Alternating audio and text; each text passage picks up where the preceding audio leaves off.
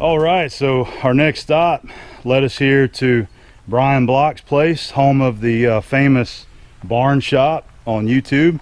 If you guys don't know Brian Block, he's on YouTube as well under BC Block 02. I'm glad to be here and finally get to see the shop in person, man. Good to have you be able to stop by and see it. Oh yeah, this is great. He's definitely out here in beautiful farm country, a lot of corn out here, and it's just beautiful out this side of the area. This is Shelby County. Shelby County, Kentucky, bourbon area. Yeah. We're right in the middle of all the distilleries. So. He is, definitely. I see signs for the distilleries everywhere. Yeah. Four Roses and Wild Turkey. What was the other one up here? Bullet, the Jimmy DiResta one's just right up the street here, about 5 miles. Okay. It's the newest one. Yeah. Okay. Four Roses, Wild Turkey, Buffalo Trace, Blanton's. Yeah. Ancient Age, Jim Beam. So they're all here. If it's a bourbon, it's here. Yeah. So I was going to try to see if I could find a bottle of the bourbon. You said your corn goes into Four Roses. Yeah, Four Roses and Wild Turkey. Yeah, that's predominantly. pretty cool. So we might have to get us a bottle just for keepsake, you know. Yeah. Get to take back some farmland and squeezings. So. Yeah. Well, what we're going to do is we just kind of checked out the barn shop here, but we'll go back in there because I want to give all my viewers a peek at his equipment. And just keep in mind, this is a construction site in progress, isn't it? That's right. We're working on it today. So I'm covered in sawdust because I've been cutting plywood. So. Yep. He's putting his plywood up on the wall, so it's you know, we're going to check it out though, because all my viewers, I'm sure a lot of my viewers enjoy watching your videos and they like your machinery. They'll appreciate the big iron. Oh yeah, there's some big A-bomb size machines, and you got a brand new one that we haven't seen yet. I hadn't even seen it yet because I hadn't even seen the video. Yeah, we'll go check it out. So. All right, well, let's walk up there. We're going to see the original shop and his Monarch lathe and see what he's got up there. I need to do some painting. This is the front of Brian's house, which he really doesn't show it in any of his videos, but this is it's top secret. Yeah. This is he said it was built in 1830. Yeah. And this was your family's house? So now we moved here in '85. I was actually born on a different farm out the road here. So, oh, okay. But I've lived here 30 years, so yeah. Got some history with it anyway. I bet it does, man. But well, that's cool to get to finally see the homestead.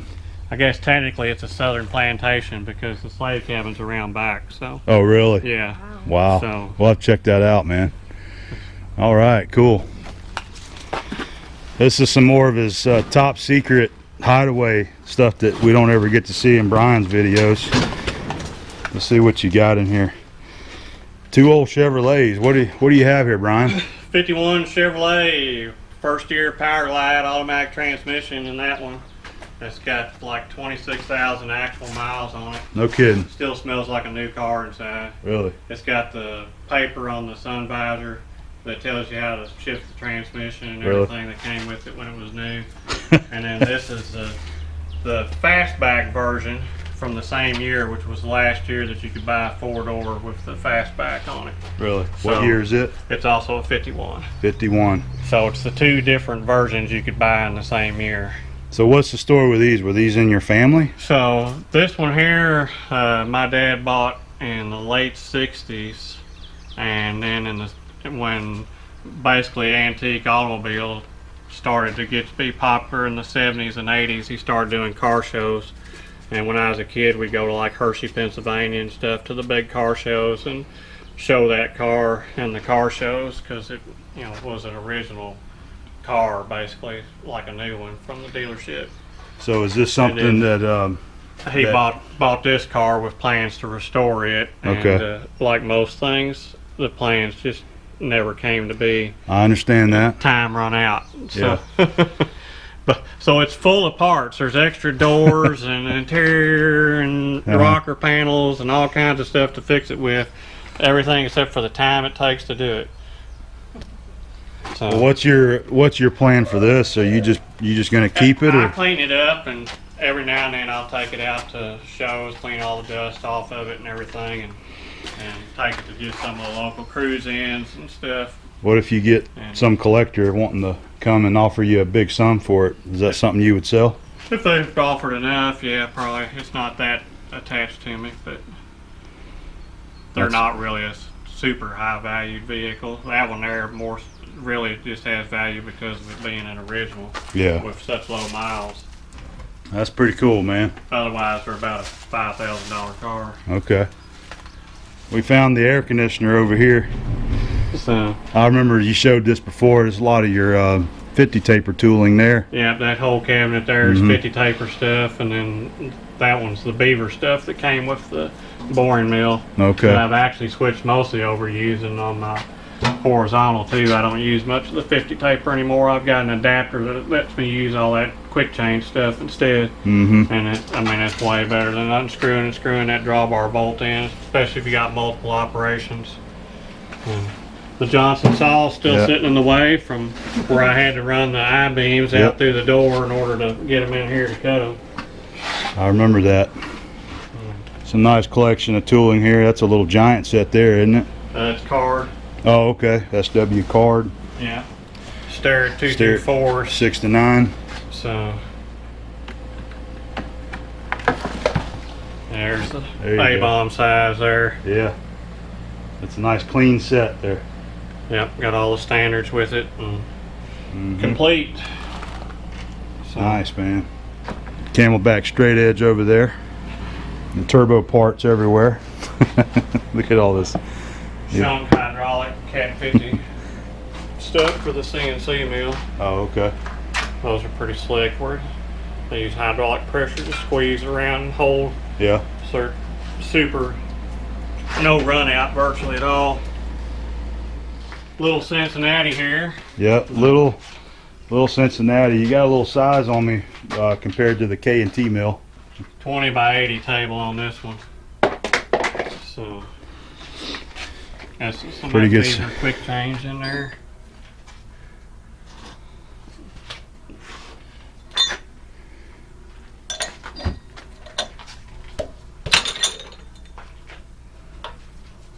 Yeah, that's pretty slick. Pull them out, change them back in. That sure is nice than having to loosen up the drawbar. Back, yeah. Yep. Yes.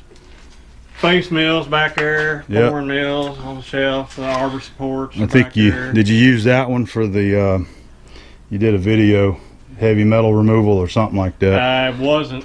I think it's the. There's another It's one over that there. one over Okay. there was the All one right. that I did the heavy metal removal where I was running the full 25 horse on this thing and stalled it out. Oh yeah. So Yeah, nice big mill. I like it, man. yeah, the little 20-inch Monarch, which is the first machine tool that came in here, and it's by far been the biggest money maker for the shop over the years. It's turned a lot of parts out. Looks well used. It looks like you keep it pretty busy too. Yeah, I had 2 rust jobs this week I had to do on it, so that's why it's still dirty. I haven't had a chance to.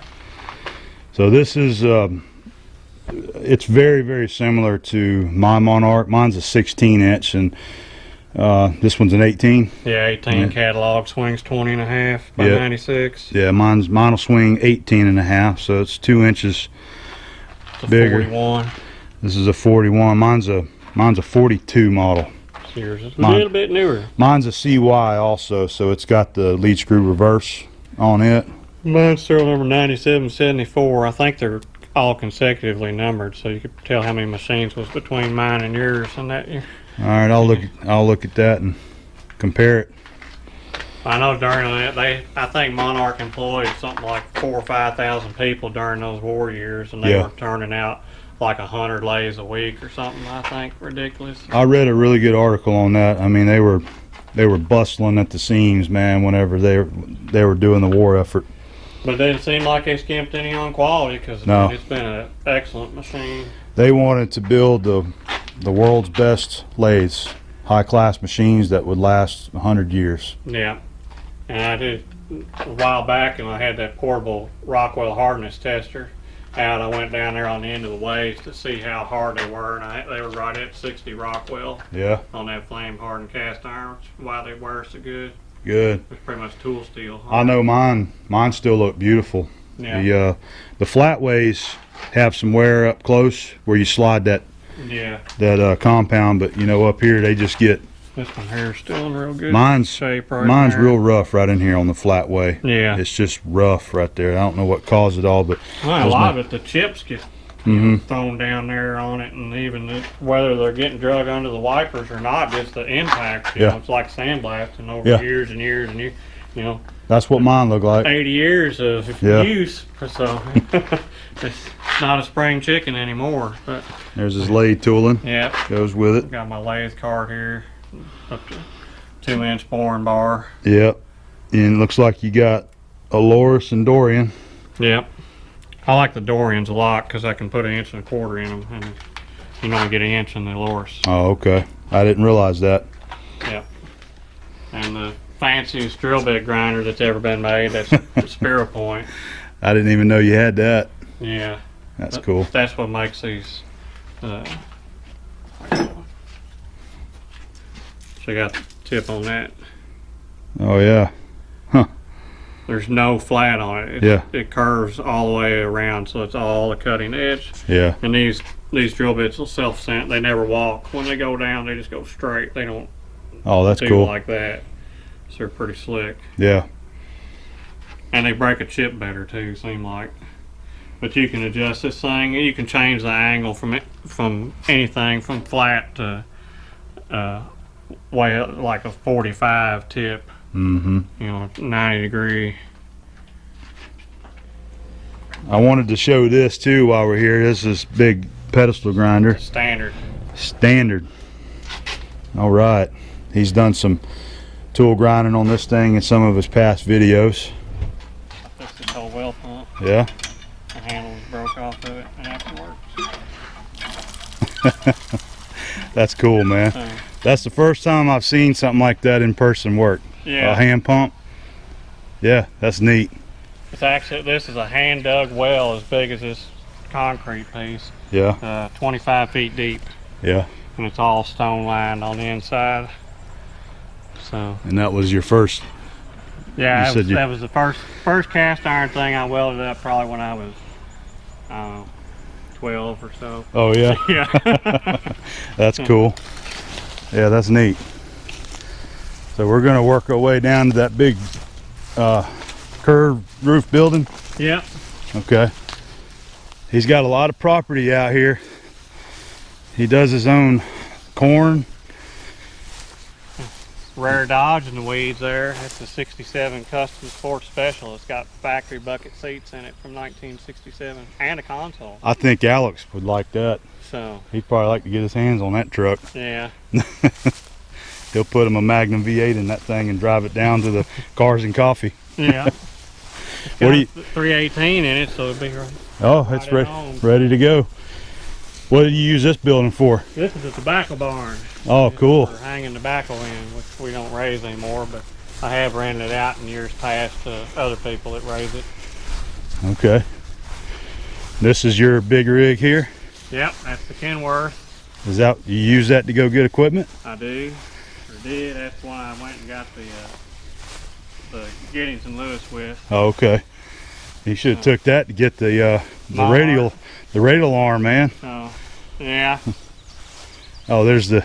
Let me get a shot of the old tobacco barn. This is your other Dodge, huh? that is a pulling truck of a friend of mine's. Or Oh, used wow. to be a pulling truck. It's about 1,200 horsepower. Cool. So, That's a neat truck. Well, when you gonna start the rebuild on this second machine shop phase? so when I figure out how to move it down there so I can attach the bridge crane to it, There you go. probably have to just take it apart and then just set it up down there, and just, Yeah, that wouldn't be too bad. Or maybe I could just, jack it up and just haul it down there. there you go. So, what do you reckon building weighs? Probably 40, 50,000, something like that. I had no idea. There's another creek and a big fishing pond back there that's good. Yeah, his property goes, I guess, to the tree line that you can Other see side on of that camera. tree line Oh, okay. So that's the creek. It runs through the middle of it, and then it goes another couple hundred yards the other side of that tree line. And it looks like it goes that way. It goes to the tree line over there the other way. Okay. So he's got a new machine parked up in here on the trailer. Well, of course, this is one of his new ones. He just got this Heister. Yeah, And it's got that 15,000 pound Yeah. forklift. yep, he just got that. He's been showing videos on that. Another But, project in the works, my 6030 tractor, my prime farm tractor. Corn / soybean planter. okay. My old 820, I restored it back when I was in high school. Ram 350. Yeah. This was the donor for the crew cab. Okay. And the yellow truck that appears in my thumbnail, the drag racing truck. This was the drag racer. This is a drag racer. The Got utility box on the back. Yeah. They run in the mid 12, second and a quarter mile, about 110 mile an hour. Yeah. So it's a 5-speed 2-wheel drive. It doesn't hook up very well, but it's great for street racing. Yeah. Yeah. That's another. I made more money off Mustangs than I ever made racing. Hey, you know, on, on the strip. On Street Outlaws, they got farm truck that's real famous. Yeah. And you got work truck right here, man. Yeah.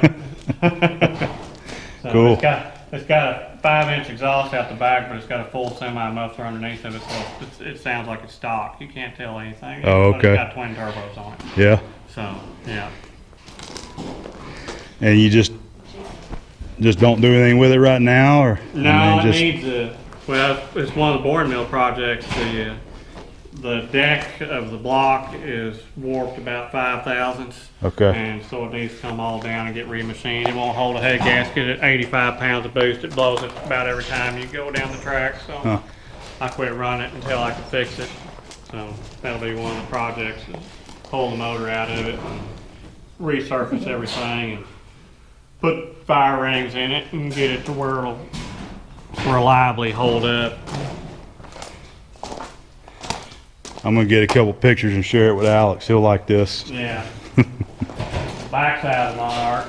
Well, this is the. Hold on a second. So this is the new machine that he just picked up for the shop, and this is the first I've seen it. He's got a video on it, but I ain't had time to watch it yet. So this is it. So what you got?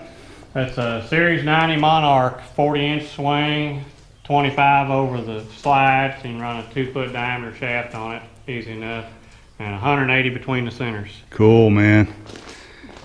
So 15 foot. Yeah. That's a good handy size, I think. And it's a 40 Monarch. horse. 40 horse. Yeah. Was this something you got with it? No, actually, everything else on this, I went and got the lathe one week, and then the next week there was an auction in Louisville, and I bought all the Vidmar cabinets and this, and I just went and loaded all of it up together Oh, okay. instead of taking the time to unload the Monarch, 'cause I'm not ready to really have it sitting in the middle of the floor down there until I get the ceiling and stuff done. I don't want to have to work around it. Let me get down here so the sunlight ain't blowing the video out. But so there's the better look at the headstock. This is a little bit newer. Is this 50s, 60s? So 61, this machine is actually the year they changed from a 90 to a 91. These type handles are 91 style handles. This machine's got the improved gearbox on it, but it's still got the 90 series bed on it. The 91s, they went to, this side is solid and they're tapered out the back, so all the chips slide Okay. out the back side where they could use like a chip conveyor with them. Okay. Whereas these are like your machine or my old machine, where it just goes down straight in the pan. Yeah. Just Okay. holes straight through the bed. All right. Much like a pacemaker, this has got the hardened ways that sit on top or Yeah. replaceable. They're not part of the bed or replaceable, but they look in good shape. Yeah, they sure do. Just need a chuck for it. Yeah, we're gonna try to find you a chuck. So Gotta find a D111 in the 30-something inch range. D111 cam lock spindle, and he's hunting a 4-jaw chuck, something like what, 30 to 36 inch? Yeah. Okay. Somewhere in there. If anybody knows a source on one or knows something, let Brian know, because he's trying to find one. It didn't come with the lathe.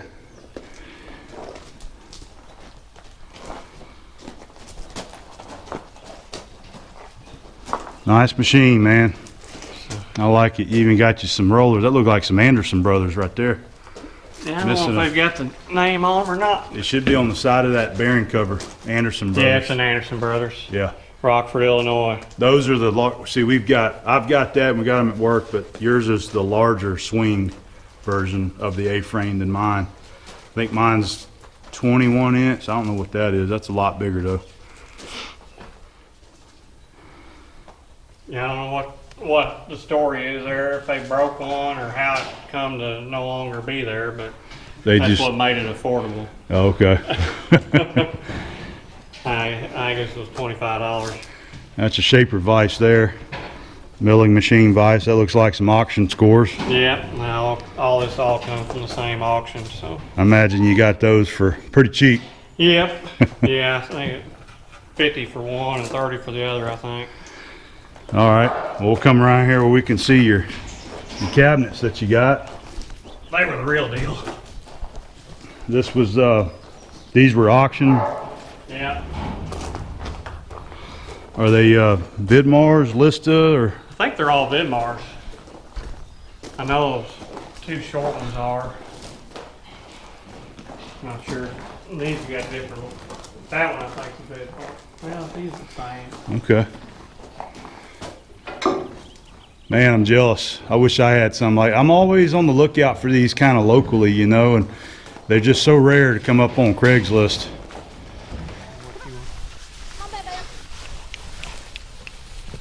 Look at that one there. He likes to run, doesn't he? Yeah.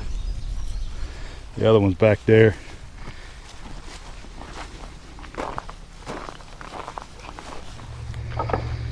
Here we go. Here's the look inside the barn shop. Right, the first piece to come in here was the Carlton 7 foot by 19 inch diameter hard. That is a big drill. Made a grand entrance in here by dropping onto the floor and breaking it when it was brand new. That was a scary moment in YouTube video history right there, man. Yeah. He had on his crane there, he had a faulty cable that give loose and it dropped, and you can see the concrete crack. Concrete. Yep. Luckily he survived and it survived and everybody's well. Carlton Machine Tool Company. So, it is a big piece of iron, but I love it. Broken half right here and I welded it back together. Yep. It ain't that pretty. It works. Yeah. If it ain't pretty, but it works. I found the welding cast iron upside down is a lot worse than steel. Right there behind it, he's got his big micro flat granite surface plate. And then over there, he's got, is that the 330 ABP? Yep, sure is. So that's an identical welder to the one that I have at my shop. My TIG stick welder. Yep. Got my air-towed torches. Another Camelback straight edge.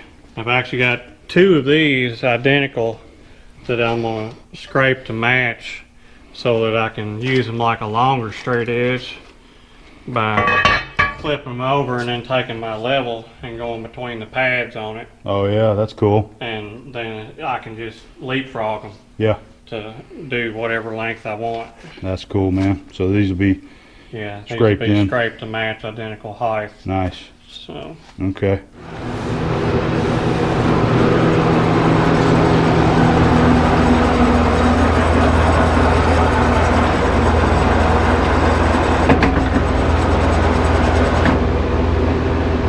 Nice, man. welder makes way more noise than the drill does. Yep. He's got it. He's got it powered up by the miller. Yeah, it's DC, so it's perfect power source.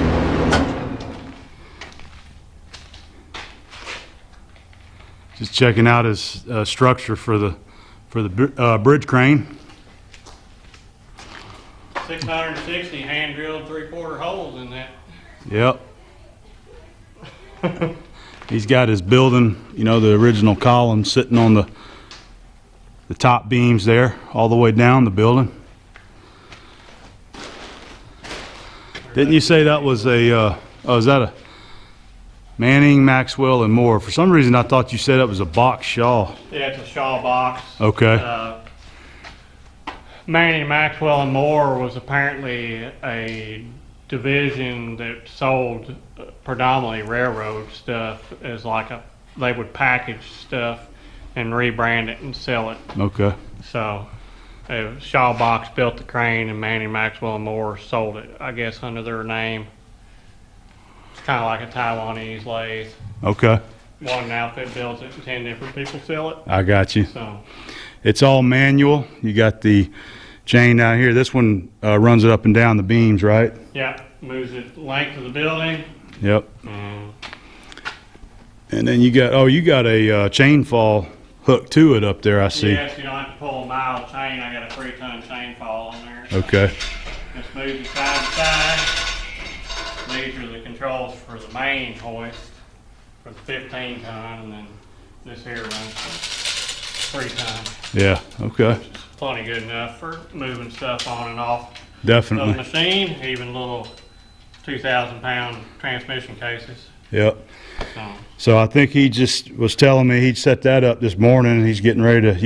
You're going to do something with this on the it's bore got a mill. pocket inside. Okay. Where the brake runs, where they threw the brake on, and the paddles were spinning, and it broke the pin out of the transmission case and spun the brake in the housing and scored it all up. So it's got to have the pin bore fixed and the bearing bore fixed for the brake. Okay. And it'll be some deep hole work because the place that's messed up is about here, but the only way to access it's from that end. So Wow. I'm gonna have to come in here about 2 foot for where I'll be working up in that hole. Okay. Well, while we're back here, this is his G&L horizontal boring mill.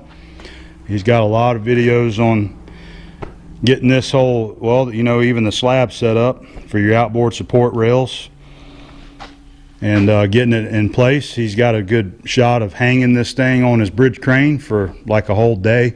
So, Yeah. yeah, when I painted this floor, it hung on it for Yeah. 2 days, really, I guess. Yep.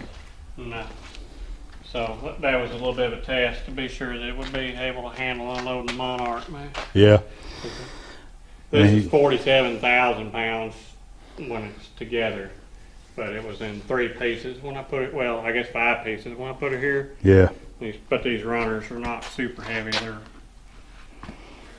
And these are for your, I'm sorry, these are for your, that's where the hot water and the cold water go out to the boiler okay. for the in-floor heat. Yeah. Okay. Well, it's good to finally see it ready to make some money for you. It's been a long time coming. You finally got it. You finally got it going. It looks good in here. He's been working on his plywood. Even today, I interrupted him. He got here. He was getting ready to hang some more wood. Yep, getting it sealed up a little bit at a time. Yep. And he's still Hopefully got by the. winter time it'll be all where you can't see daylight out of here anymore, and maybe it'll be able to hold some heat in this winter. Yeah, I was picking on him this winter about running them heaters. He's talking about how cold it was out here, but he's got his 150,000 BTU heater there. That's right. As long as you were in front of it in here, it was pretty comfy. But if you got on the other end of the shop, it was cold. Yeah. There's a little closer shot at the board mill. All right, man. Brian's got the old G&L fired up and showed me a few of the controls. I'm gonna act like I'm running it. You got spindle rotation on. Put your spindle in and out here. Turn on power feed for your spindle there. You want the drill.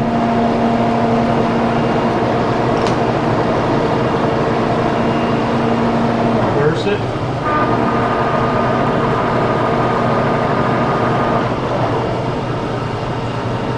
All right, well at least now I can say I run a G&L. That's right. I'm ready. Need to find one now. Well, I think I took up enough Brian's time. He's got a lot of plywood right here that he's still that he's got to get put up.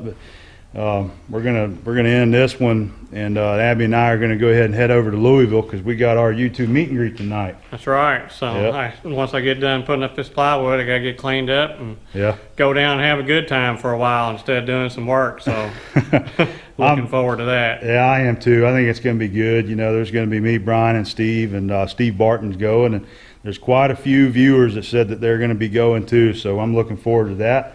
We need to get over there and find our hotel, get settled, get cleaned up, and go down there and meet everybody. But I had a great time coming to visit Brian's barn shop and him showing us around, seeing all his cool hidden goodies around here. Yeah. I like the old cars and trucks too, you know, so that was pretty cool, and getting to see the shop. So thanks for having us down here, man. It's good having you. So come back anytime. Next time we're this way, we'll definitely stop by and see the progress on the shop. Yeah. So make sure y'all subscribe to Brian, BC Block 02 on YouTube, and give him some thumbs up and some views. So yeah, if that's too hard to find, you can just Google this old barn shop, and the whole front page of Google will come up with all my videos. So Yeah, that'll get you there too. there you go. So All right, man, we're going to get out of here. I hope you guys enjoyed the video. We'll see you. see.